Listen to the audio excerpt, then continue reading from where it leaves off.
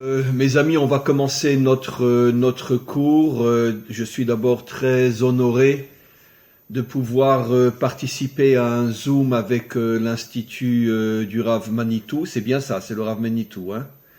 Et c'est un très très grand honneur de pouvoir encore une fois donner des explications de Torah à une institution qui se réclame de son nom.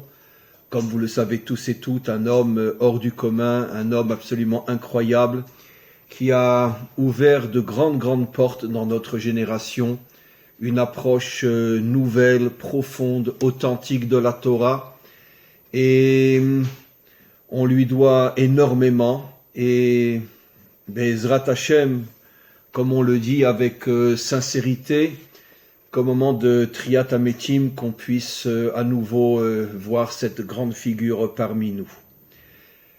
Je vais expliquer aujourd'hui des notions, je veux juste faire une toute minuscule introduction des notions qui sont liées au secret de la Torah, dans le Zohar, dans le Ari HaKadosh et dans la Chassidut, mais bien sûr, comme je l'enseigne très souvent dans mes cours, en hébreu ou en français, la véritable approche des secrets de la Torah est celle qui nous permet de les faire descendre et de les expliquer de la manière la plus simple, au point que même des personnes qui n'ont aucun lien direct ou profond avec ces secrets seront malgré tout capables de les comprendre. Comme j'explique toujours, lorsque l'on approche les secrets de la Torah, mais on les laisse en haut, et finalement on n'arrive pas à les faire descendre dans la réalité, dans notre monde, alors il y a effectivement un très grand problème. Le véritable devoir des enseignants, c'est de capter les secrets de la Torah et malgré tout les faire descendre, encore une fois, et les exprimer de la manière la plus simple possible. Une autre introduction avant que je commence. Il est clair que comme ce que je vais expliquer est fondé sur des enseignements du Zohar ou du Ari HaKadosh, il est clair que ce que nous allons voir ensemble, mes amis, n'est même pas l'ombre, des milliards de fois l'ombre de tout ce que l'on peut expliquer sur les notions que je vais rapporter. Car les secrets de la Torah contiennent des lumières qui sont absolument infinies, et donc à notre niveau, nous n'allons prendre que véritablement que le milliardième du micron de l'ombre de tout ce qu'on peut dire sur les notions que je vais apporter, et je commence. Le Ari HaKadosh nous révèle, et il y a un remez dans le Zohar lui-même, nous révèle pourquoi il y a 4 exils. Et il explique que les 4 exils d'Israël, à partir du moment où nous sommes devenus un peuple, c'est-à-dire, comme vous le savez tous et toutes, l'exil de Babylone, l'exil de Perse, l'exil de Grèce dont on va parler, l'exil de Rome, le dernier qui dure depuis 2000 ans, même si on est déjà revenu sur notre terre et on approche la délivrance finale, mais on n'est pas encore complètement sorti de cet exil, ne serait-ce que parce que le Mashiach ne s'est pas encore dévoilé et le temple n'est pas encore reconstruit, et pas tout Israël est encore sur sa terre, mais en tous les cas, on approche de la délivrance, c'est sûr, mais quoi qu'il en soit, le Ari HaKadosh pose la question pourquoi 4 exils. Et il révèle quelque chose d'absolument incroyable, et je ne vais expliquer que la partie qui nous intéresse, parce qu'en vérité, les 4 exils sont en rapport avec les 4 lettres du nom divin. Comme vous le savez, le nom divin a 4 lettres, un Yud, un E, un Vav et un E. Et il explique que chaque exil avait pour intention de voiler l'une des lettres du nom divin. Et c'est la raison pour laquelle il est dit au moment de la délivrance, en ce jour, Dieu sera un et son nom sera un, c'est-à-dire que le nom sera un, que les 4 lettres du nom divin qui ont été voilées par les 4 exils, les 4 lettres vont à nouveau se reconstruire, se réunir, et le nom divin, Ushmo Echad, et le nom divin apparaîtra dans toute sa lumière, dans toute sa puissance, et sera reconnu par les 70 peuples, par l'humanité tout entière. Mais en attendant, chaque exil voile d'une certaine manière une des lettres du nom divin. Alors bien évidemment, j'imagine que vous devinez, que vous savez que chaque lettre du nom divin contient des secrets incroyables. Intéressons-nous à notre cours qui est lié à Hanouka et qui est l'exil de Grèce. Le Ari HaKadosh explique que le premier exil, l'exil de Babylone, s'est attaqué à la première lettre du nom divin qui est la lettre Yud. Je n'explique pas. Le deuxième exil, l'exil de Perse, est attaqué à la deuxième lettre du nom divin qui est la lettre He. Le troisième exil, celui dont on va parler aujourd'hui, l'exil de Grèce, s'est attaqué à la lettre Vav. Et le dernier exil dans lequel nous sommes encore, l'exil de Rome et du monde occidental, l'exil de Esav, s'est attaqué à la dernière lettre du nom divin qui est aussi à nouveau un He. Alors encore une fois, il y aurait tellement à expliquer que des milliards d'heures ne nous suffiraient pas, mais concentrons-nous sur ce qui nous intéresse aujourd'hui. Qu'est-ce qu'est le secret du Vav que les Grecs ont voulu voiler? Comme vous le savez, en hébreu, le Vav s'appelle Vav Achibour. En français, quand je veux rajouter des choses, je dis une table et des chaises et une armoire, je dis et. En hébreu, vous le savez tous et toutes, on met un Vav. Shulchan, Vekisaot, Ve'aronot. C'est la raison pour laquelle le Vav s'appelle Vav Achibour. Et d'après le Sod, d'après les secrets, le Vav réunit des choses différentes. Et ici, le rôle du Vav, tel que l'expliquent nos maîtres, c'est de réunir le premier E, puisqu'il s'appelle Vav Achibour, avec le dernier E. J'explique d'une manière très simple. Le premier E fait allusion à la sphira, à l'attribut divin qu'on appelle la Bina, qui est une lumière qui est complètement au-dessus de ce monde. C'est la raison pour laquelle notre monde a été créé en 7 jours, qui fait allusion au monde de la nature, au monde de la Teva en hébreu. Par contre, le chiffre 8 est au-dessus de la nature, et du bas vers le haut, quand on arrive au chiffre 8, on arrive à la sphira de la Bina, et c'est la raison pour laquelle on allume 8 lumières à Hanouka, pour nous faire comprendre qu'une lumière qui est complètement au-dessus de notre monde, complètement au-dessus de la nature, s'est dévoilée dans notre monde pendant la fête de Hanouka. Et comme je vais l'expliquer, c'est justement le combat des Grecs contre nous.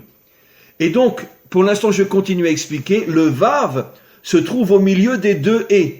Le premier E qui fait allusion à un monde qui est au-dessus du mot, c'est-à-dire en vérité le monde d'Hachem, le monde des miracles, le monde avec toutes les forces spirituelles qui sont au-dessus de ce monde.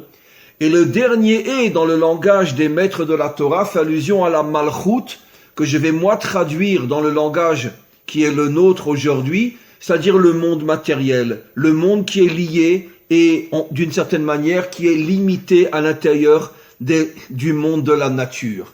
C'est-à-dire encore une fois que le premier E fait allusion à des forces qui sont au-dessus de la nature, et le dernier E fait allusion à ce monde matériel. Et quel est le rôle du Vav? Le rôle du Vav est de réunir, et je vais l'expliquer d'une manière très simple et très claire au fur et à mesure, de réunir le monde d'en haut avec le monde d'en bas, qu'il n'y ait pas de séparation entre le monde d'en haut et le monde d'en bas. C'est-à-dire qu'il y ait une unité totale entre les forces surnaturelles qui sont au-dessus de ce monde et les forces naturelles qui sont les forces de notre monde. Qu'il y ait une unité totale, c'est la raison pour laquelle nos prophètes disent « En ce jour, Dieu sera un et son nom sera un ». Toutes les lettres seront réunies et les lumières qui sont au-dessus de ce monde brilleront dans notre monde qui est, lui, lié et limité par la nature, au point qu'il y aura une unité totale entre le monde d'en haut et le monde d'en bas. Qu'est-ce qu'ont voulu faire les Grecs? Les Grecs se sont attaqués au Vav. Ils ont voulu séparer totalement le monde d'en haut du monde d'en bas. Cela ne signifie pas que les Grecs niaient l'existence des mondes d'en haut. Bon, à leur manière, ça n'a rien à voir avec notre approche à nous thoraïque. Mais bien sûr que les Grecs reconnaissaient qu'au-dessus du monde matériel, il y a d'autres réalités très spirituelles. Mais les Grecs refusaient totalement l'idée d'un lien, d'un chibour, d'une unité possible entre le monde d'en haut et le monde d'en bas. Et c'est ça l'essence même de la philosophie, c'était le titre du cours. Les Grecs se sont attaqués à l'intériorité de l'intelligence. La philosophie, c'est l'intelligence liée aux règles et aux lois de la nature. C'est comment comprendre et expliquer ce monde uniquement. Alors que l'intelligence d'Israël qui est fondée sur la Torah, elle a aussi l'aspect extérieur bien évidemment parce qu'il est clair qu'on ne peut pas être que en haut comme je vais l'expliquer dans quelques instants, mais la sagesse de la Torah lie et unit l'intériorité qui fait allusion au monde d'en haut avec l'extériorité qui fait allusion au monde d'en bas. C'est-à-dire que le cerveau juif est comme le corps. Il y a l'extériorité qui est le corps et l'âme qui est à l'intérieur. Dans le cerveau juif, c'est exactement pareil. Il y a l'extériorité qui réfléchit sur ce monde et l'intériorité qui nous connecte à des forces, à des lumières qui sont au-dessus de ce monde. Et l'union des deux, c'est le cerveau thoraïque, authentique, contre les Grecs, que les Grecs ont voulu détruire. Et c'est pour ça que dans la prière, on dit que les Grecs ont voulu s'attaquer, nous faire oublier la Torah. Pourquoi ils ont voulu nous faire oublier la Torah? Parce que les Grecs considéraient dans leur idéologie, dans leur philosophie, qu'il n'y a aucun lien entre le monde d'en haut et le monde d'en bas. Je vais aller plus loin, mes amis. En vérité, nous sommes à ce moment-là en exil. L'exil avait commencé déjà avant. Mais comme je vais l'expliquer, les premiers qui véritablement ont commencé à tout faire pour séparer le monde d'en haut du monde d'en bas, ce sont les Grecs. Et après, ils ont transmis on pourrait dire cet enseignement aux Romains, comme le Talmud le dit que les Romains, toute leur idéologie, ils l'ont puisée des Grecs, et après les Romains ont créé le monde occidental, dont on connaît l'emblème, la séparation entre l'Église et l'État. Ça veut dire chez nous aussi la séparation entre la Knesset et le Bet Knesset. En ce sens que chez nous, ça rime, ça fait même un peu mal, mais c'est vrai, il n'y a aujourd'hui pas encore une unité totale entre la Knesset et le Bet Knesset. C'est-à-dire que finalement, à partir du moment où, jusqu'à aujourd'hui encore, nous vivons sous l'influence occidentale, le monde occidental, avec la Révolution française, a proclamé définitivement la séparation entre l'Église et l'État, entre le monde d'en haut et le monde d'en bas. Excusez-moi d'utiliser le terme Église, mais tout le monde me comprend. C'était ça l'intention, que le monde d'en haut reste à l'Église et qu'il ne s'occupe pas de nos affaires, car nous dominons le monde d'en bas. Et donc, ce phénomène, on le retrouve partout, malheureusement ici en Israël, avec toutes les nuances qu'il faut apporter, où il n'y a pas encore une unité totale entre le monde d'en haut et le monde d'en bas. Ça, c'est les Grecs. Maintenant, puisqu'on est en exil, je vais vous rapporter quel est le makor, quelle est la source première de l'exil dans la Torah elle-même. Car comme vous le savez, nos maîtres disent « Istakel beoraita ou bara alma ». Toute l'histoire du monde est écrite d'une manière visible ou surtout par allusion ou encore plus dans les secrets de la Torah, mais dans la Torah elle-même. Toute l'histoire est inscrite dans la Torah. Où se trouve le makor, la source de l'exil dans la Torah? Nos maîtres disent dans le Midrash Rabbah, Vaïgaresh oto mi Gan Eden. Il l'a chassé du Gan Eden. Après la faute, Adam et Chava sont chassés du Gan Eden. Et nos maîtres expliquent que chasser, comme on le voit dans les prophètes, l'exil s'appelle aussi Girouche, comme un homme qui est Mégaresh son épouse, puisque nous sommes l'épouse d'Hachem, lui est le côté masculin, et en tant que peuple, nous sommes l'aspect féminin, et donc il nous a donné un guet, il nous a chassés. Et le makor, c'est dans la Torah, où il est marqué « Vaïgaresh Adam mi Gan Eden ». Maintenant, essayons de comprendre, mes amis, puisque l'exil au niveau du makor thoraïque a commencé dans le Gan Eden, et après je vais l'expliquer dans notre histoire où il a commencé et quand il a commencé. Essayons de comprendre, c'est quoi la faute qui a amené ce Girouche-là au niveau thoraïque? Alors là, je vais vous expliquer quelque chose que je vais expliquer dans des mots très simples, quelque chose qui est très peu connu, que le Zohar révèle dans le Sefer Bereshit. Nous, on a toujours l'impression que la faute, c'était ne mange pas de l'herbe du Etz Hadaat Tov Vera, car sinon tu amèneras la mort dans le monde. C'est vrai, c'est le pshat. Mais le Zohar explique quelque chose d'extraordinaire que je vais expliquer dans un langage très très simple que même un enfant pourrait comprendre. Le Zohar nous dit qu'en vérité, l'intention d'Hachem était que Adam mange en même temps du Etz HaChaim et du Etz Hadaat. Et s'il avait mangé en même temps du Etz HaChaim et du Etz Hadaat, il aurait fait le tikkun du monde. Mais comme il a séparé le Etz HaChaim du Etz Hadaat et qu'il a mangé que le Etz Hadaat, il a amené la mort dans le monde. Ça, c'est le langage du Zohar. Donc encore une fois, l'intention d'Hachem était de dire à Adam, tu as le droit de manger du Etz Hadaat, mais à condition que tu le manges en même temps que le Etz HaChaim. expliqué dans un langage très simple, et vous allez comprendre c'est quoi la source de l'exil. Le Etz HaChaim fait allusion au monde spirituel, d'où on le sait, mais quand l'âme a été créée, l'âme est appelée Nishmat Chaim.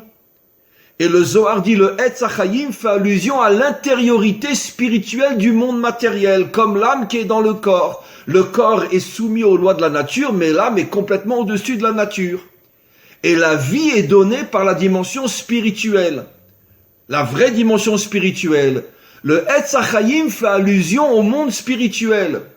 Et le Zohar explique le Etz HaDa'at fait allusion à quoi? Au monde matériel, dans lequel il y a le Tov et il y a le Ra. Et donc, qu'est-ce que lui a dit Hachem à Adam? Surtout ne sépare pas le monde d'en bas du monde d'en haut, parce que sinon tu vas tomber en exil. Et donc, mange les deux en même temps, qu'il y ait une unité. Et ça va, vous allez voir, ça va devenir de plus en plus clair ce que j'explique. Il faut qu'il y ait une unité totale entre le monde d'en haut et le monde d'en bas. Que celui qui est en haut s'unit à ce qui est en bas, et celui qui est en bas s'unit à celui qui est en haut. Et quand il y aura ce Shem Echad, ce nom entier, à ce moment-là, c'est le tikkun du monde. Est venu le Nachash, je n'explique pas, etc. Il y a trop de choses à expliquer. Finalement, qu'est-ce qu'a fait Adam? Il a dit, moi, j'unis pas les deux. Je suis dans le monde d'en bas. Je ne vis que pour le monde d'en bas. Je prends l'arbre de la connaissance sans l'arbre de la vie. À ce moment-là, il a amené la mort dans le monde. Et c'est quoi la mort? Eh ben, c'est la séparation entre l'âme et le corps. C'est quoi la mort? L'âme retourne en haut et le corps descend tout en bas. Il n'y a pas d'unité entre l'âme et le corps. C'est exactement ça la définition thoraïque de la mort. Donc on voit que finalement les choses sont très claires. C'est quoi l'exil? C'est la séparation entre le monde d'en haut et le monde d'en bas. J'expliquerai un petit peu mieux dans quelques instants, mais ceux qui sont spirituels ne sont que en haut, et ceux qui ne sont pas, ceux qui sont laïcs ne sont que en bas. Il n'y a plus d'unité entre les deux mondes. C'est ça le monde de la mort. Le corps sans âme et l'âme sans corps. Ça c'est la faute de Adam Arishon. Maintenant, dans notre histoire, quand véritablement, il y a déjà des sources avant, mais quand dans notre histoire l'exil a commencé, eh ben quand il y a eu le schisme entre Jéroboam et Rechavam. Rechavam, vous connaissez tous le schisme entre les 10 tribus et les 2 tribus. Ça a été la cause première fondamentale de la destruction du premier temple, du deuxième temple et des 4 exils. Tout a été à cause du schisme. Et regardez ce qui est extraordinaire. Jéroboam était au départ un très grand sadique. C'est la royauté qui lui a tourné la tête, comme on le sait, je ne rentrerai pas dans les détails. Mais nos maîtres disent qu'au départ c'était un très très grand sadique, mais surtout c'était un descendant direct de génération en génération de Yosef HaTzadik.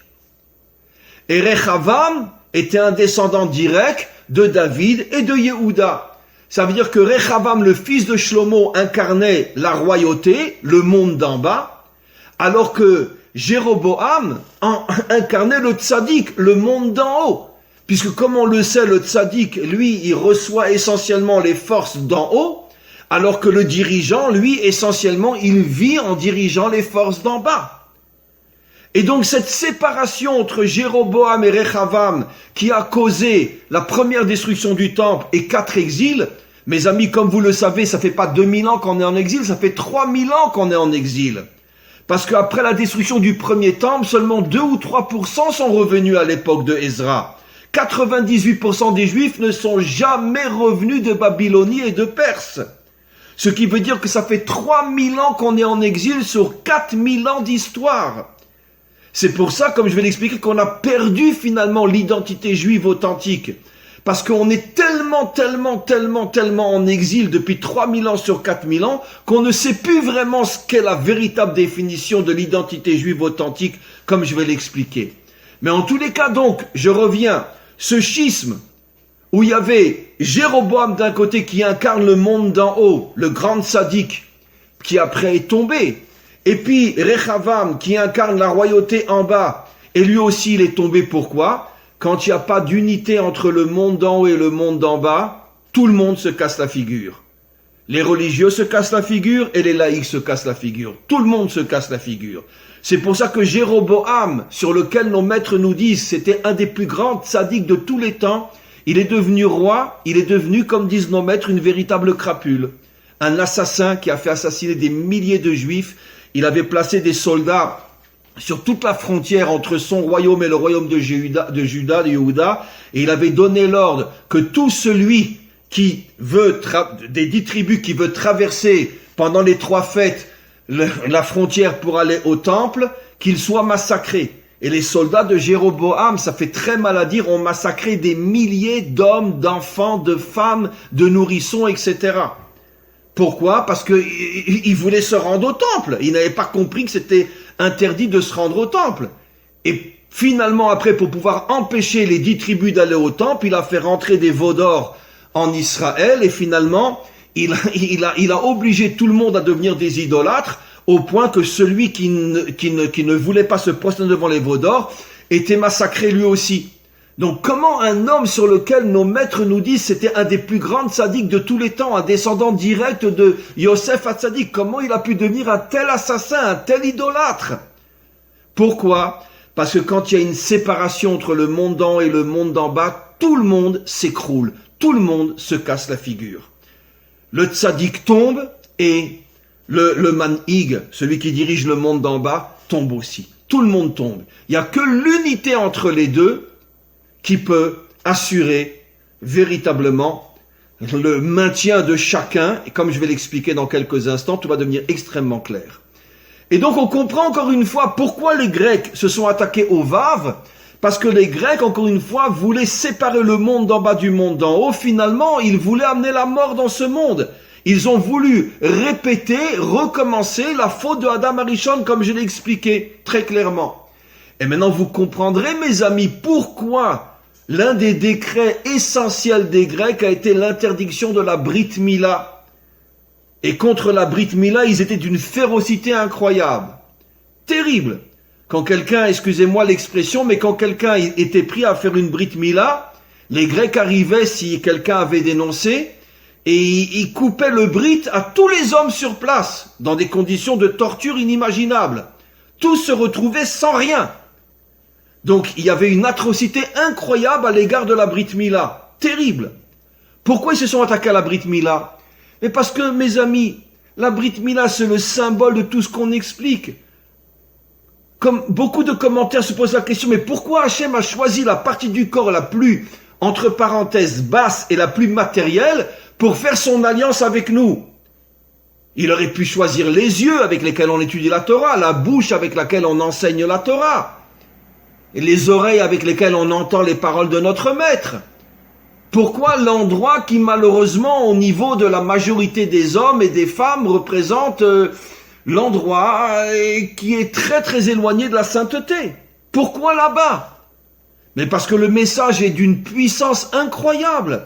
Parce que le maître du monde veut nous faire comprendre. Je ne veux pas m'allier à ceux qui ne sont que tout en haut.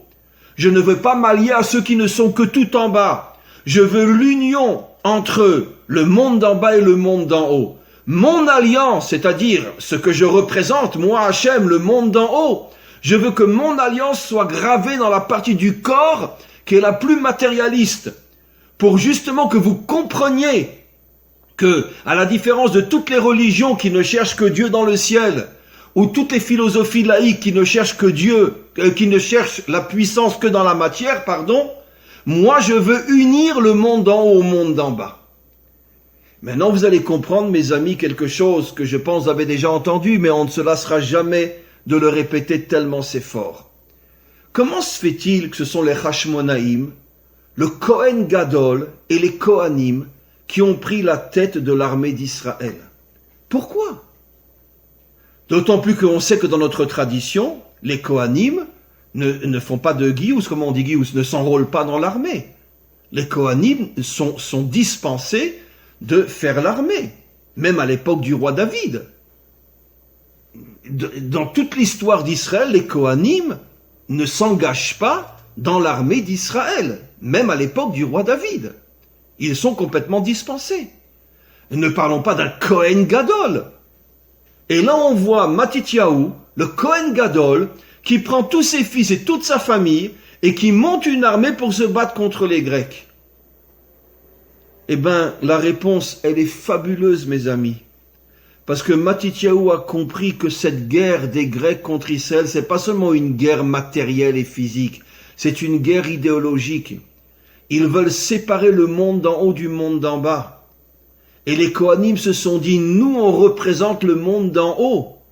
Eh bien justement, on va prendre l'épée et on va descendre dans le monde d'en bas pour montrer qu'est-ce que c'est un juif authentique.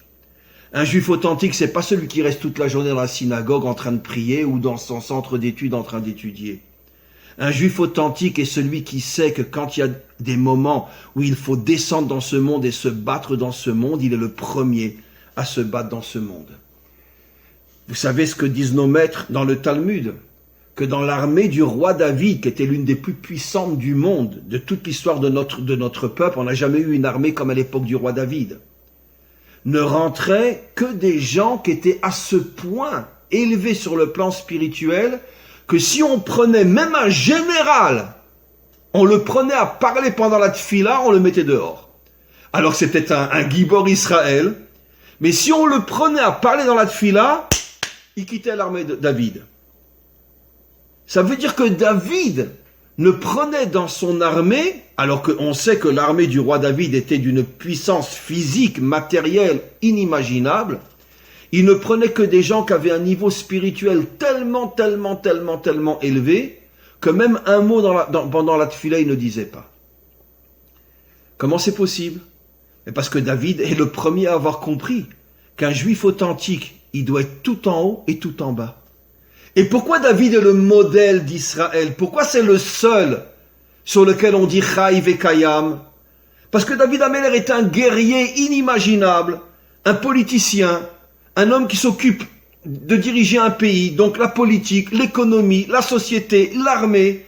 Il est tout le temps en première ligne de ses soldats pour partir en guerre contre tous les ennemis d'Israël. Mais en même temps, un homme qui se lève à Chatzot, un homme qui a donné au monde les Tehilim, un homme d'une émouna inimaginable au point qu'il dira dans les psaumes « Ve'ani tefila » je suis prière. Et les commentaires posent la question « que ça veut dire je suis prière ?» Je prie. Ça veut dire quoi je suis prière? Et David Améler a voulu faire comprendre que tout son être n'est que prière. Ça veut dire quoi tout ton être n'est que prière? Alors quand il y a une guerre, va à la synagogue et prie. Non, vous n'avez rien compris. Je suis entièrement prière. Mais quand il faut se battre avec une épée, je prends mon épée, je vais me battre. Que David Améler arrivait donc à réunir le monde d'en haut et le monde d'en bas. Et malheureusement, après, quand il y a eu le schisme, la séparation entre le monde d'en haut et le monde d'en bas, Jéroboam le tzaddik et Rechavam la malchoute, le monde d'en bas, on a commencé le premier exil, deuxième exil, et quand on est arrivé au troisième exil, et que là, les choses sont devenues claires, que toute l'intention des nations et d'empêcher Israël de remplir sa mission, qui est de réunir le monde d'en haut au monde d'en bas, à ce moment-là, les Kohanim ont eu une itorérut, ont eu un réveil, ont eu une prise de conscience et se sont dit, mais c'est à nous d'être à la tête de l'armée qui va se battre contre les Grecs. C'est à nous. Maintenant, vous comprenez pourquoi il est dit dans la Tfila, tu as donné les forts dans les mains des Chalashim. Quel Chalashim? Pourquoi Chalashim? Quoi, il y avait, tous les Juifs étaient des Chalashim. Surtout à cette époque-là, il y avait des Giborim parmi nous. Aujourd'hui aussi, il y a des Giborim parmi nous. Pourquoi Chalashim? Parce que ça fait allusion aux Kohanim. Les Kohanim ne faisaient pas de sport, n'avaient pas d'entraînement militaire. Toute la journée, ils étaient avec Dieu. Et donc, ils étaient Chalashim par rapport aux Grecs. Mais qu'est-ce qu'ils ont compris? Que pour pouvoir vaincre les Grecs, ça doit passer par nous. Pour montrer aux Grecs que nous, qui sommes tout en haut, nous allons descendre tout en bas, nous allons prendre une épée, nous allons nous battre pour montrer que la véritable mission d'Israël, la véritable identité authentique d'un juif, c'est d'être tout en haut et tout en bas et de réunir les deux. Vous savez, je dis toujours, ça me fait un petit peu de peine, mais quand il y a eu les Shivas de Moreno, je me rappelle plus son prénom, ce soldat incroyable de Sayeret Matkal, qui est mort pendant la deuxième guerre du Liban, tous les généraux, tout le Ramatkal, tous ceux qui étaient là ont dit que depuis David Améler, jamais Israël n'avait eu un homme de la dimension de Moreno. Et pas uniquement par rapport à son courage physique, par rapport à sa dimension spirituelle aussi. On sait très peu de lui parce qu'on n'a pas de photos, on n'a pas le droit d'en parler, etc. Mais c'était un homme d'une spiritualité absolument incroyable. Il y a une histoire très connue que j'ai entendue un jour de la bouche de son père. J'avais une fois organisé un séminaire il y a de nombreuses années. Moreno était déjà décédé. Vous savez, bon, les parents sont français, comme vous le savez. Lui aussi, si je me trompe pas, est né en France. Et le père avait raconté qu'une fois, il était revenu de mission. Bon, alors évidemment, pas un mot sur la mission. Il était revenu de mission, une mission extrêmement périlleuse. Et quand il est revenu en hélicoptère avec ses soldats, tout le staff de la Knesset l'attendait. Il y avait le Rosh Memshala, il y avait le Nassi, il y avait le Ramatkal, il y avait les généraux, tout le monde était là. Et l'hélicoptère avait 2 portes. Et quand il est arrivé, il ne restait que quelques minutes pour faire mincha. Alors, tous les soldats sont sortis par la porte qui était devant tout le staff de la Médina. Et lui, il est sorti par la porte de derrière pour faire mincha. Et à ce moment-là, je crois que c'était le Rosh Memshala ou le Nassi à Médina, il a demandé, mais où il est Moreno? C'est pour lui qu'on est venu. Alors il y a un soldat qui a répondu, écoutez, donnez-lui encore quelques minutes, il est en train de faire mincha. C'est incroyable. Quand tu vois que tous les dirigeants d'Israël sont là pour t'attendre et te féliciter pour la réussite de ta mission, tu t'en vas faire mincha. Et bon, alors c'est pas grave, parce que même Alpi Halacha, on peut dire qu'il pourra faire Arvit 2 fois. Il y a des solutions Alpi Halacha, je ne vais pas rentrer dans les détails, qui auraient pu faire qu'éventuellement, il aurait pu ne pas faire mincha, parce qu'il est dans une situation de honesse, et il aurait fait 2 fois le Shmona Esrei de Arvit. C'était possible. Mais lui, c'était hors de question. Ils ont qu'à m'attendre. Moi, je fais mincha. Ça, c'est Moreno. C'est pour ça que le Ramatkal a dit, depuis David Ameller, on n'a jamais eu quelqu'un comme. Ça, c'est l'identité juive authentique. Mais malheureusement, je dis pas qu'on en a pas, on en a beaucoup des comme ça en Israël, grâce à Dieu. Mais cette identité, on l'a perdue pendant des millénaires. Pendant des millénaires où les Juifs, parce qu'ils n'avaient pas d'autre choix, parce qu'on n'avait pas de pays, on n'avait pas d'armée, on n'avait pas de politique, on n'avait pas de calcala, on n'avait rien. Donc les Juifs croyants s'enfermaient dans les livres, et les Juifs matérialistes partaient, s'assimilaient. Et on était un peuple coupé en 2. Mais en vérité, plus personne n'avait l'identité juive authentique. Il a fallu qu'on revienne sur notre terre, et que petit à petit l'identité juive se reconstruise d'une manière authentique. Et on voit de plus en plus maintenant de Juifs qui ont compris que la véritable identité d'un Juif authentique, d'un Israël authentique, c'est d'avoir une âme hyper puissante et un corps hyper puissant. Quand je parle d'un corps hyper puissant, je parle pas forcément de muscles, mais ça veut dire une activité dans ce monde matériel hyper puissante. Et c'est ce qu'on attend aujourd'hui. On attend aujourd'hui des généraux qui sont en même temps de très grands Talmidei Chachamim. Malheureusement, il n'y en a pas tellement. Des généraux religieux, il y en a. Mais qui sont de grands Talmid Chacham, il y en a très peu ou pratiquement pas. On attend aujourd'hui des responsables de Chevrot de high-tech qui sont en même temps de très grands Talmid Chacham. Malheureusement, je ne sais pas si on peut les compter sur les 2 doigts de la main. C'est sûr qu'on est en train de revenir vers l'identité juive authentique. Mais après 3000 ans d'exil, on a perdu notre nature véritable. Et c'est pour ça qu'aujourd'hui, si tu es un très grand Talmid Chacham, tu peux pas être le Menaël d'une Chevra de high-tech. Si tu es un très grand Talmid Chacham, tu peux pas être un général ou un Ramatkal. Parce que c'est pas possible. Et vice versa. Mais plus on va s'approcher de la délivrance, et plus vous verrez, on va commencer à voir sortir de notre peuple des géants dans les 2 dimensions. La dimension extérieure, le corps, la dimension intérieure, l'âme. Au niveau du cerveau, la dimension extérieure, la capacité d'être un géant dans la high-tech, d'être un géant à l'armée, d'être un géant dans peu importe, dans n'importe quel domaine, et en même temps, dans l'intériorité, être un géant dans la Torah. Et le seul exemple qu'on a pratiquement dans toute notre histoire, c'est le roi David. Un géant dans la politique, un géant dans la société, un géant dans l'armée, un géant dans l'économie, comme nous disent nos maîtres, que toute l'économie était entre les mains du roi David, et à cette époque-là, tout le monde avait de quoi manger. Mais en même temps, un géant dans la prière, un géant dans la Torah, au point que nos maîtres nous disent, Bechol makom halacha ke David. Dans tous les domaines, la loi, la halacha est comme David. Mais comment il a le temps d'être le posek ador quand il s'occupe uniquement de choses matérielles? Parce que c'était un juif authentique. Il a su réunir les 2, et il a eu le miracle de cette union-là. Maintenant, mes amis, je terminerai en parlant d'un phénomène très connu, mais qui va prendre une explication tout à fait peut-être nouvelle dans le cadre du cours d'aujourd'hui. La question est très connue. Pourquoi les Grecs ont rendu impures les huiles? S'ils veulent pas qu'on allume la menorah, ben ils avaient qu'à casser les fioles, ou voler les fioles, les sortir du Beth Amikdash. Non. Ils ont laissé toutes les fioles où elles étaient, ils ont simplement apporté un reptile, et ils ont touché chaque huile avec un reptile. Nos maîtres posent la question, mais je comprends pas, s'ils ne veulent pas qu'on allume la menorah, eh ben qu'ils cassent les fioles. Pourquoi les rendre impures? Ben la réponse est évidente avec le cours d'aujourd'hui. Parce que l'intention des Grecs était justement de ridiculiser les Juifs. Quoi, vous croyez qu'il y a un lien entre le monde d'en haut et le monde d'en bas? Ça veut dire quoi que l'huile est impure? Mais l'impureté, c'est un concept spirituel. L'huile, elle est matérielle. En quoi la spiritualité peut-elle s'unir à la matérialité? Ils ont justement voulu tester les Juifs. Parce que s'ils avaient cassé les huiles, évidemment qu'on ne peut plus allumer. Mais l'huile est là, mais simplement qu'on l'a rendue impure. Et quelle était l'intention? L'intention est de dire aux Juifs, mais vous êtes complètement fous. C'est quoi l'impureté? C'est un concept uniquement abstrait, spirituel. Par contre, l'huile, elle a une réalité physique, matérielle. En quoi quelque chose de spirituel peut-il abîmer quelque chose de matériel? La spiritualité est dans le ciel, la matérialité est dans la terre. Et il n'y a pas de lien entre les deux. Et quand les Grecs ont vu que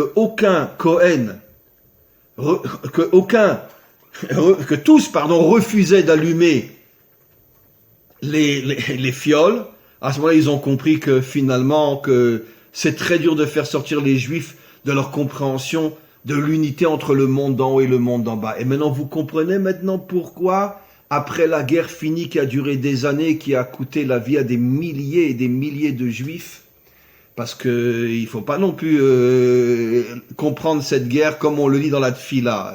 Il y a eu des miracles, mais c'était pas si simple que ça. Il y a eu des dizaines de milliers de Juifs qui ont été égorgés, torturés, massacrés pendant cette guerre-là. Mais malgré tout, on a gagné. Et comme par hasard, celui qui avait décidé de se battre, c'était le Kohen Gadol. Et comme par hasard, quand on revient au temple, une seule huile est restée pure, l'huile du Kohen Gadol. Mida keneged mida, mesure pour mesure. Hachem, à ce moment-là, il a envoyé un message à Israël. Le Kohen Gadol a tout compris. Il a compris que cette guerre contre les Grecs n'était pas une guerre matérielle uniquement, mais une guerre spirituelle. Une guerre où la spiritualité s'unit à la matérialité. Et comme c'est lui qui a donné le feu vert à cette guerre, alors que c'était vraiment pas du tout l'homme qui aurait dû lancer la guerre contre les Grecs, un Kohen Gadol, eh ben moi j'ai fait en sorte qu'il y a eu un miracle, que la seule huile que les Grecs n'ont pas trouvée et qui restait pure, c'est l'huile du Kohen Gadol. Pour bien nous faire comprendre que le Kohen Gadol avait fait le bon choix. Et on comprend maintenant pourquoi le miracle a duré 8 jours.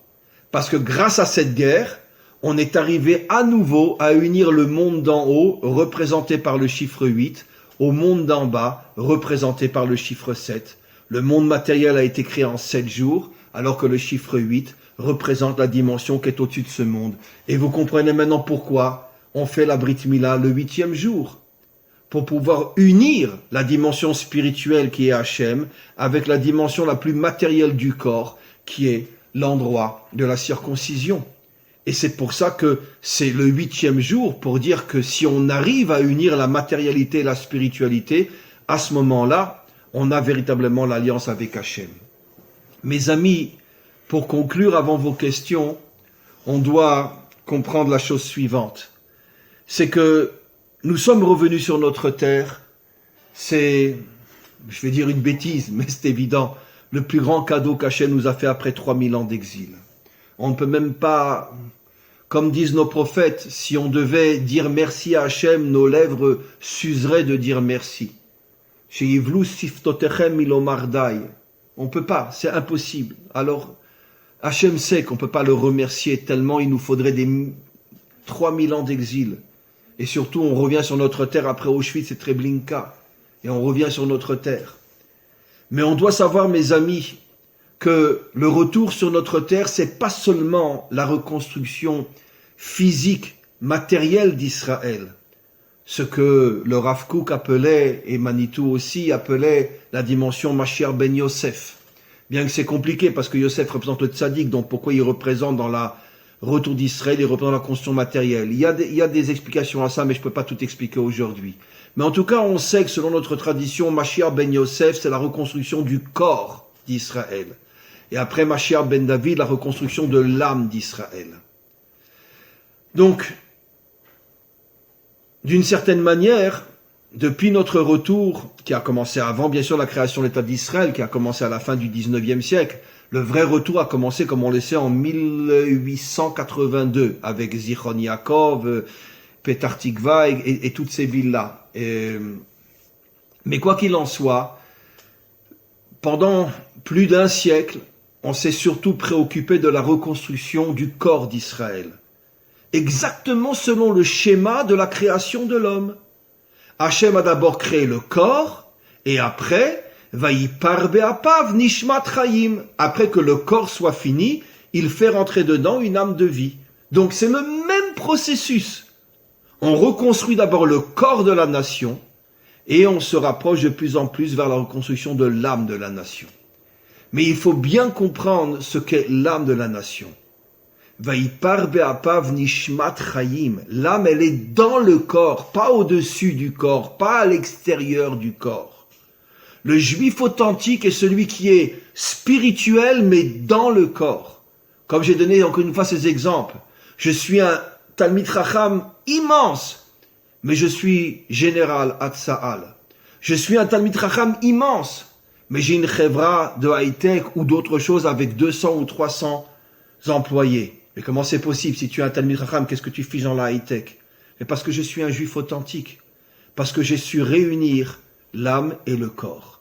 Et ça, mes amis, c'est notre travail. C'est le message que nous devons transmettre à nos enfants et à nos petits-enfants. D'unir les deux. Parce que c'est ce qu'il y a de plus difficile. Parce que se planquer dans une yeshiva, c'est très facile. Se planquer à la plage, c'est très facile. Mais être à la fois un homme de Torah et un homme d'action, rien n'est plus difficile. Et c'est pour ça que cette union entre les deux dépend surtout du Mashiach ben David, qui lui va faire entrer l'âme dans le corps, et qui va redécouvrir et redévoiler l'identité d'Israël authentique. Où à ce moment-là, nous serons ceux qui vont être le Vav Achibour, qui unit le ciel et la terre, qui unit la dimension spirituelle avec la dimension matérielle. On prie le Maître du monde que pendant cette fête de Hanouka, qui est le symbole de tout ce qu'on a expliqué, on est d'ailleurs très très vite, l'huile fait allusion à la matérialité, la lumière fait allusion à la spiritualité, et la mèche qui relie les deux, ça a la forme d'un Vav. Le Vav contre lequel les Grecs se sont attaqués. Le Vav qui unit la flamme spirituelle avec l'huile matérielle. Et le Vav au milieu. La Ptila au milieu. Donc, c'est clair que toute la fête de Hanouka est le symbole des retrouvailles avec l'identité juive authentique. Et on prie le Maître du monde pour nous aider, Be'ezrat Hashem, à retrouver l'âme à l'intérieur du corps de notre nation. Et pour que la Knesset s'unisse au Beth Knesset et qu'il ne fasse qu'un, et que véritablement on puisse faire renaître sur notre terre le juif authentique. Amen vechen yehi ratzon. Voilà mes amis, s'il y a quelques questions, ça sera avec plaisir. Toda Rabba Rav Dinovitch, c'est le moment chers amis, vous pouvez ouvrir vos micros, poser vos questions. Sur le chat on a eu quelques réactions, mais ce n'étaient pas des questions. Rav Dinovitch, on a encore un petit quart d'heure avec vous. Est-ce que vous pouvez donner peut-être une clé pour justement réussir à faire cette jonction? Dans notre génération actuelle, est-ce qu'on a une clé, une chose qu'on peut faire à part prier, qu'on arrive à rejoindre les deux bouts? Est-ce qu'il y a quelque chose peut-être plus pratique à faire? Écoutez, la chose plus pratique, je m'adresse surtout à des jeunes comme toi et à la jeunesse qui est finalement la génération qui va nous rapprocher le plus encore du Mashiach. Je vais peut-être vous surprendre, mais je pense que, vous me direz ça existe déjà, mais je vais simplement insister. Je pense que les jeunes jusqu'à mon âge, hein, je suis plus jeune, mais j'en fais encore, on doit faire du sport. Pendant des années, moi j'ai fait du Krav Maga. Et j'avais un professeur de Krav Maga. Et pourtant, pour un rabbin, c'est pas très... Mais non, je regrette. Je voulais avoir une dimension claire, physique dans ce monde. J'ai compris que je ne peux pas uniquement être quelqu'un qui étudie et qui enseigne. J'étudie énormément, j'enseigne énormément en français, en hébreu. J'ai sur YouTube un site avec plus de 1000 cours en hébreu et j'ai des milliers d'Israéliens qui me suivent. Mais j'ai compris il y a des années déjà que je ne pouvais pas être uniquement dans les livres. Sinon, j'allais perdre mon identité. Et donc, je suis quelqu'un qui fait du sport. Je suis quelqu'un qui pendant des années, j'ai fait du Krav Maga, j'ai fait d'autres sports de combat, etc. aussi. Et maintenant, bon, vu le choix que j'ai fait d'être un enseignant, je peux pas en même temps être un homme de high-tech.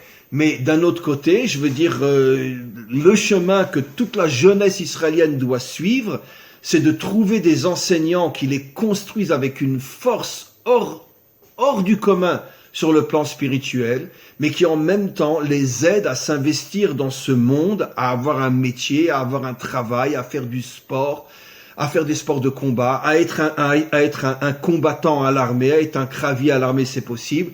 J'ai aussi, bon, jusqu'au Corona, malheureusement ça s'est arrêté, mais j'ai aussi eu le mérite d'être enseignant à l'armée pendant pratiquement 3 ans dans les unités d'élite, Givati, parachutiste, etc. Et j'enseignais toutes les semaines jusqu'au Corona. Après, malheureusement, on pouvait plus rentrer dans les Machanet Tzvaï, dans les bases. Mais j'ai enseigné et c'est ce que j'enseignais aux soldats kravis. J'enseignais que avec des kravis. C'est ce que je leur enseignais. C'est que la véritable force d'un juif, c'est qu'il est fort au niveau de son âme et il est fort sur le plan physique. Et aujourd'hui, en Israël, on a toutes les options. Puisque on peut être un combattant à l'armée tout en étant quelqu'un de très très très spirituel. Et aujourd'hui, il y a de plus en plus, comme vous le savez tous et toutes, il y a de plus en plus aujourd'hui de gens de Torah qui rentrent à l'armée, même chez les Haridim, il y en a énormément. C'est complètement caché par la Tikchoret, mais je peux vous dire, moi j'étais pendant des années sur le terrain. Je n'en revenais pas. Ce sont des milliers de jeunes Haridim qui s'engagent à l'armée aujourd'hui, mais c'est complètement censuré au niveau de la Tikchoret. Personne n'en parle. Et d'ailleurs, parmi les Haridim, ceux qui sont le plus nombreux à l'armée jusqu'à devenir des officiers, c'est les Chabad, les Lubavitch. Les Lubavitch, on les trouve partout à l'armée aujourd'hui, mais personne ne le sait parce qu'on n'en parle pas. Et je parle d'enfants de Shlichim, d'enfants de Rabbanim, d'enfants de Dayanim, des papas, pas des Noshrim, pas des enfants qui ont lâché. Je parle de gens qui, dès qu'ils ont 5 minutes, ils ouvrent un livre et ils étudient. Voilà. Et donc on voit qu'on est en train véritablement de reconstruire notre identité. Ne parlons pas des Dati'im qui eux, ça fait déjà depuis toujours qu'ils sont à l'armée grâce à Dieu et qui ont compris justement le chilouv entre les deux. Et donc voilà, et si on vit à Jérusalem, pourquoi ne pas aller au Machon Lev? Pourquoi ne pas faire des études d'informatique ou d'autres choses ou d'autres écoles? Mais en même temps, investir autant sur le plan spirituel que sur le plan matériel, ce qui est, encore une fois, la chose la plus difficile. Mais si on arrive, je vous garantis que c'est ça, et uniquement ça, qui va précipiter la venue du Mashiach. C'est pas ceux qui prient toute la journée, et à plus forte raison, pas ceux qui sont sur les plages toute la journée. J'exagère dans les deux sens, bien sûr, vous m'avez compris. Ceux qui vont amener le Mashiach, ceux qui seront l'armée du Mashiach, c'est ceux qui sont officiers dans l'armée, mais qui, quand ils ont 5 minutes, ils ouvrent un livre et ils étudient. Et ça, je l'ai vu de mes yeux. Je vous garantis, je vous raconte une petite histoire. Au début, quand j'allais à l'armée, j'allais souvent sur les terrains de Imounim, comment on dit Imounim, d'entraînement en plein désert, etc. Parce que les Givati, ils sont dans le sud, à la frontière égyptienne. J'arrivais jusqu'à la base, après une jeep venait me chercher et on m'amenait dans le désert. Et j'arrivais là-bas, je voyais les jeunes, mais dans un état de fatigue, mais inimaginable, parce que c'était des Imounis. Moi, j'arrivais en fin d'après-midi, ils avaient toute la journée, ça faisait plusieurs jours qu'ils étaient dans le désert, etc. Et après, avant que je commence mon cours, le Katzin leur donne un petit quart d'heure de repos pour se préparer au cours. Et quand j'ai vu ça, c'était la première fois, pratiquement, j'arrivais à l'armée. je vois des jeunes sortir de leur uniforme, un livre de Tehillim, un qui sort un Tanya, un autre qui sort, je sais pas moi, un autre livre, peu importe, un Messilat Yesharim, et ils se mettent, allongés dans le sable, ils se mettent à étudier. Je vous garantis, j'ai honte de dire ça, mais la première fois que j'ai vu ça, je me suis mis à pleurer. Je suis venu vers eux, je leur dis, mais attends, t'as un quart d'heure pour te reposer, tu sors un livre et tu pries. Et il me répond, mais qu'est-ce que vous croyez, Rav? Mais on a 5 minutes, on veut les consacrer à Hachem. Et je leur ai dit, waouh, c'est la première fois que je vois un vrai juif dans ma vie.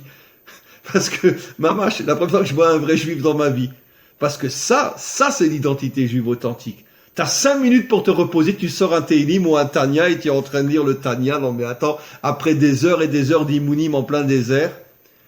Et donc, aujourd'hui, on n'a plus d'excuses. Surtout, je parle au niveau de la jeunesse. Étudie, fais des études, sois un kravi si tu peux être un kravi. Investis-toi dans les deux. Et tu es en train de reconstruire l'identité juive authentique. Et c'est toi, des gens comme ça, qui c'est sûr et certain amèneront la délivrance finale. Et pourquoi ça fait des millénaires qu'on attend le Mashiach? Parce qu'on n'a pas eu de juifs comme ça jusqu'à présent. On n'avait que des juifs qui sont uniquement dans l'étude ou des juifs qui sont uniquement dans la matérialité. Et c'est pour ça que le Mashiach n'est pas venu, parce qu'il dit, mais ça c'est pas mon peuple. Moi je veux des juifs qui réunissent les deux dimensions. Et quand j'aurai ces juifs-là, je me dévoile.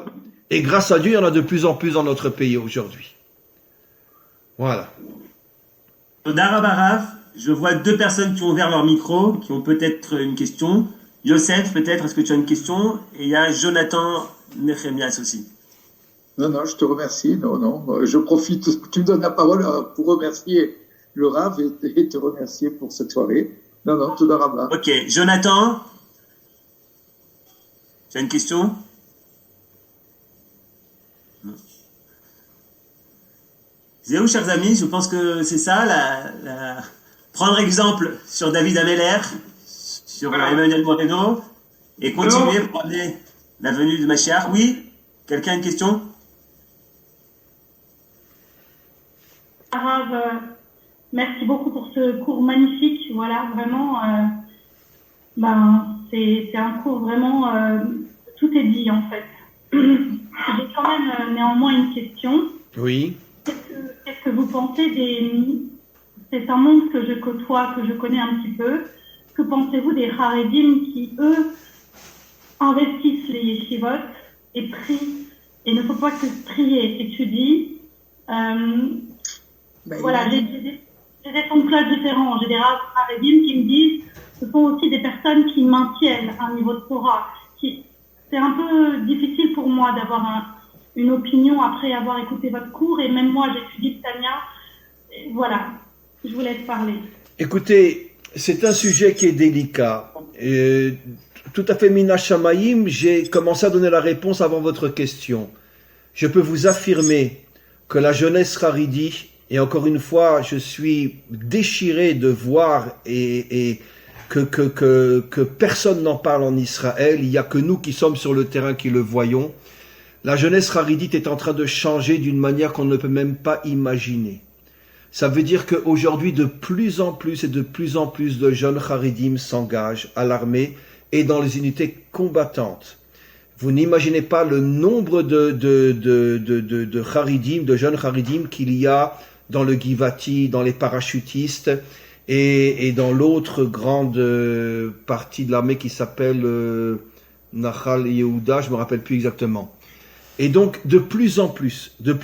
Quand moi j'ai commencé, il y a quelques années, les premiers Marzorim, il y avait 20-30, là où moi j'allais, c'est pas qu'il n'y en avait pas ailleurs, mais moi, le Marzor à qui j'en sais, c'était 20-30.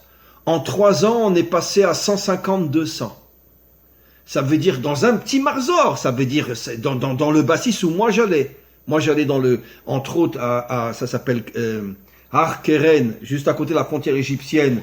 C'est le grand centre d'entraînement du Givati. J'ai commencé avec 20 personnes. Je me suis avant le Corona, quand j'ai arrêté, on était presque 200. Ça veut dire en 3 ans, on est passé de 20 à 200. Je parle de Haridim. D'accord, j'enseignais aussi chez les Datim, mais je parle chez les Haridim.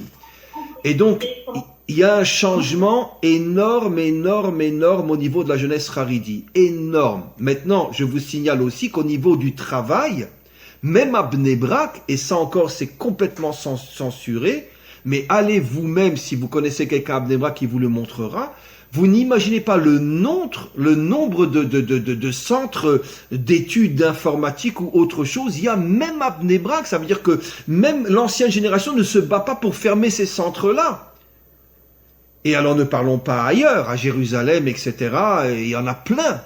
Ça veut dire qu'il y a une révolution dans le monde haredi au niveau de la jeunesse, je parle. Je parle pas de l'ancien d'or. Donc, ce qui veut dire que quand l'ancien d'or aura atteint les 120 ans et qu'il ne restera que le nouveau d'or, on va s'apercevoir que dans le nouveau d'or, il y a de plus en plus de soldats, de plus en plus de gens qui travaillent, etc., dans tous les domaines. Et donc, le monde est en train de changer. Et moi, j'ai eu souvent l'occasion de demander justement à mes élèves à l'armée, mais qu'est-ce que vous faites là? Pourquoi vous êtes là? Pourquoi vous n'allez pas selon le chemin de vos parents? Et souvent, j'ai entendu une réponse qui m'a bouleversé, et il me disait, mais Rav, mais qu'est-ce que vous croyez? Nous, on se considère comme faisant partie prenante de ce pays. On est un chelek de ce pays, on veut participer à la vie de ce pays. Alors quand tu entends un Haredi de 18 ans te dire ça, tu te dis mais vraiment le monde est en train de changer. Donc si vous voulez, évidemment que l'ancienne génération est encore celle qui a le pouvoir aujourd'hui, mais jusqu'à 120 ans. Petit à petit, c'est la nouvelle génération qui va prendre le dessus et on s'apercevra d'une manière absolument incroyable que la nouvelle génération n'a plus rien à voir avec l'ancienne, pas sur le plan de l'attachement à Hachem, mais sur le plan de l'ouverture par rapport au monde matériel. Et comme je disais souvent en blaguant, à mon avis, dans la prochaine génération ou un peu plus, il y aura même plus de différence entre les Datiim et les Haridim, peut-être la couleur de la kippa au maximum, parce qu'ils se ressemblent de plus en plus au point que, à mon avis, ils vont fusionner. Et la jeunesse Dati et la jeunesse Haridi ils se ressemblent tellement aujourd'hui qu'à mon avis, le concept Dati Haridi va disparaître d'ici 10, 15, 20 ans et ça sera une nouvelle jeunesse qui sera à la fois spirituelle et à la fois matérielle. Nelly, oui. Dernière question pour Nelly. Je voulais savoir, j'étais étonnée, il me semblait que l'Etzadat, c'était connaissance du bien et du mal, c'est quelque chose des valeurs spirituelles, et que Etz Hachaim, c'est la vie ici-bas. Il me semble que vous avez dit le contraire. Eh ben, le Zohar, des dizaines, si pas des centaines de fois, dit le contraire. Dit que le Etz Hachaim fait allusion au monde spirituel et le Etz Hadaat fait allusion à ce qu'on appelle Sfirat HaMalchut, la royauté dans ce monde, c'est-à-dire la direction dans ce monde de toutes les forces matérielles. Donc le Zohar dit exactement le contraire. Voilà. Mes amis, je vais devoir arrêter moi aussi ce cours et je voulais remercier Madame Bochko qui m'a proposé de faire cette intervention ce soir. Je voulais remercier aussi Yohan pour tout l'aspect technique et le suivi. Et vous remercier à vous tous et à vous toutes. Et Bezrat Hashem, peut-être qu'on aura l'occasion de se revoir dans un Zoom ou autrement. Et à tous et à toutes, une très très très bonne fête de Hanouka. Et que le Maître du monde nous aide à reconstruire l'identité juive authentique. Amen. Vechen Yeratzon. Amen. Amen. Merci beaucoup. Merci. Amen. Amen. À bientôt à tous et à toutes.